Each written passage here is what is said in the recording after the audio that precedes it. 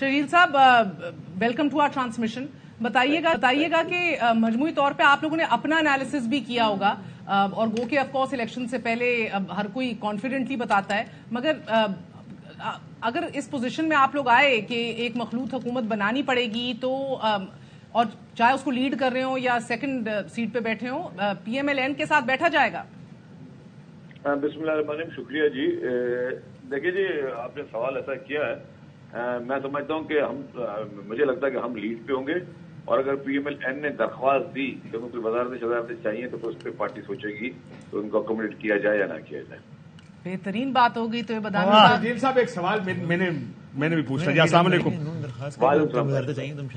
ये बताएं, आज बिलावल साहब की तकरीर मैंने सुनी, बड़ी अनयूजुअल एक बात उन्होंने आखिर में की कि अगर किसी ने मेरे वोट को चोरी करने की कोशिश की तो मैं सबको जानता हूं। ये कोई शक है आपको कि कोई वोट पीपल्स पार्टी के चोरी होने लगे हैं या कोई चोरी होगी? देखिए जी, आप एक चीज देख रहे हैं, पंजाब में पीएमएलएन जो है वो इस वक्त इतनी घबराहट और खोखलाहट का शिकार है तो वो चाहते हैं कि उनके खिलाफ जो भी इलेक्शन लड़ रहे हैं उन सबको या तो अंदर कर दिया जाए या उनके हाथ पांव बांध दिए जाए। आप देखें कि वो इतना मैंने खौफ में कभी पीएमएलएन को इससे पहले नहीं देखा। अभी भी इलेक्शन कैंपेन तो वो शुरू भी नहीं कर रहे थे। वो चेयरमैन बिलावल भुट्टो ज़रदारी साहब ने जो पूरे मुल्क में इलेक्शन का एक टेम्पो बनाया तो उनको मजबूरी तौर पर निकलना पड़ा। और आज भी अगर आपने उनके आज अखबार में भी इश्तिहार देखा हो या वो जो क्लेम भी कर रहे थे तो उन्होंने जो अपने जलसों की तस्वीर लगाई तो उसमें सिंध और बलूचिस्तान तो शामिल ही नहीं था। एक अपने आप को वफाक की पार्टी कहने वाली तो वफाक की जमात है, उसने सिंध और बलूचिस्तान को अपने वफाक या पाकिस्तान का हिस्सा ही नहीं समझा। तो वो एक खौफ में मुब्तला, वो चाहते ही हैं कि पंजाब में भी उन्होंने क्या किया है। पंजाब में वो पीपल्स पार्टी के लोगों के ऊपर एफआईआर कटवा रहे हैं, उनको इलेक्शन कमीशन में उनके खिलाफ शिकायतें कर रहे हैं, वो अपनी पेशियां भुगत रहे हैं पीपल्स पार्टी के नुमाइंदे। धांधली, बदमाशी, हर किस्म के पीएमएलएन इस वक्त जो है, मतलब वो जब एक चीज है कि पूरा मुल्क को बंद कर दिया जाए और उनको मौका दिया जाए। मेमन साहब, आप जो बातें कर रहे हैं तकरीबन इसी किस्म की मिलती जुलती गुफ्तगू फहमीदा मिर्जा साहिबा ने भी हमारे साथ की इसी ट्रांसमिशन के अंदर बदीन के हवाले से, और वो आपकी जमात के ऊपर और आपकी क़यादत के ऊपर उन्होंने यही इल्जामात आयद किए हैं।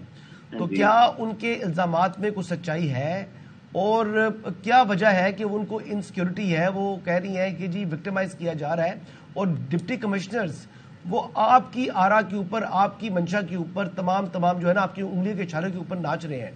क्या वजह है? अच्छा देखिए, उसका भी आपने सवाल किया ना, तो जरूर हर चीज के फुटप्रिंट्स मिलते हैं ना। अगर सिंध में आपको कोई पे भी इस तरह के फुटप्रिंट्स मिल रहे हैं कि जी कोई अरेस्ट हो रहा है, कोई एफआईआर निकल रही है, किसी को पुलिस गिरफ्तार कर रही है, सिंध गवर्नमेंट अपने किसी भी जगह जो गवर्नमेंट है या इधर भी कोई आपको मिल रहा है, यहाँ तो आपको फुटप्रिंट मिल ही नहीं रहा है। यहाँ पे ये एक कंप्लेंट में भी आपके भी मैंने उससे सुनी तो मैंने शायद वो नहीं देखा जो खातून ने फरमाया, बट आई एम टेलिंग कोई नॉट अ सिंगल केस, कोई इस तरह का वाकया नहीं किसी को रोका जा रहा हो या किसी को दबाया जा रहा हो। और कैसे हम किस हैसियत में दबा सकते हैं? कहते कि गवर्नमेंट। और सर, वो आपको याद है ना वाकया, आर्मी चीफ साबिक जनरल बाजवा साहब के सामने बिलावल साहब बैठे थे, उन्होंने धांधली की तनकीद की तो उन्होंने कहा मैं आपको वीडियोस दिखाऊं जो सिंध में हुआ। तो ये इल्जाम तो आपके ऊपर लगते हैं, ये तो कोई नया इल्जाम थोड़ी है। मैं सिंध वाला ऑनेस्टली बताऊं कि पीपल्स पार्टी हमें ये धांधलियों को मुकाबला करती है, और मैं ऑनेस्टली ये नहीं बता रहा हूं मैं पीपल्स पार्टी नुमाइंदा से बोल रहा हूँ। आज ने पीपल्स पार्टी ने कभी धांधली नहीं की। अब हो सकता है कि इसको आप लोग कोई लोग इसको मजाया भी ले रहे हो, बट हम इस सारे प्रोसेस से गुजरे। लास्ट बैठे हुए सर, आप मजाया क्यों समझ रहे हैं? आपकी बात से हमारा दिमाग गया इस तरह। आजाद मैं आपको लास्ट इलेक्शन मैंने जेल से लड़ी है, कॉन्टेस्ट की है। मुझे पता है कि हम किस हद तक हम धांधली कर रहे थे, हमारे साथ धांधलियां हो रही थी, हमारे एजेंटों को उठाया जा रहा था, हमारे लोगों को धमकाया जा रहा था। सर आप तो मेयर इलेक्शन में काउंसिलर उठा के ले गए थे ना, वो तो मसला है, वो तो चलता है ना सियासत में हमारी, आपको पता ही है। नहीं, पर इसको जस्टिफाइड तो नहीं है ना। मैं समझ जाऊँ ना, जस्टिफाइड नहीं। अब मैं उस पर भी आ जाऊँ, आपने मेयर इलेक्शन में बात की, उस पर भी दाम जरूर लगा था और उन लोगों ने खुद अपनी प्रेस कॉन्फ्रेंस की थी।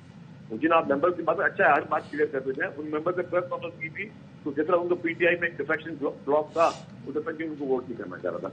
कोई खुदा ना खाता तो उठ के गया तो अगर कोई मुझे याद है ऑन रिकॉर्ड उन काउंसिलर्स ने कहा था कि हमें नहीं आने दिया गया। ऑन रिकॉर्ड कहा था उन काउंसिलर्स ने। सर एक रिक्वेस्ट करूँ, अर्ज करूँ, उस वक्त जब ये बात हुई थी कि लोग किडनैप हो गए तो हमने कहा यार 20-25 लोग किडनैप हो गए और किसी की एक फैमिली ने भी कोई एफआईआर नहीं कटवाई और किसी की एक फैमिली ने कोई पुलिस में कोई वो भी करने शिकायत करने भी नहीं गया। तो वो इल्जाम एक अलग चीज है और चीजें सामने आना अलग चीज है।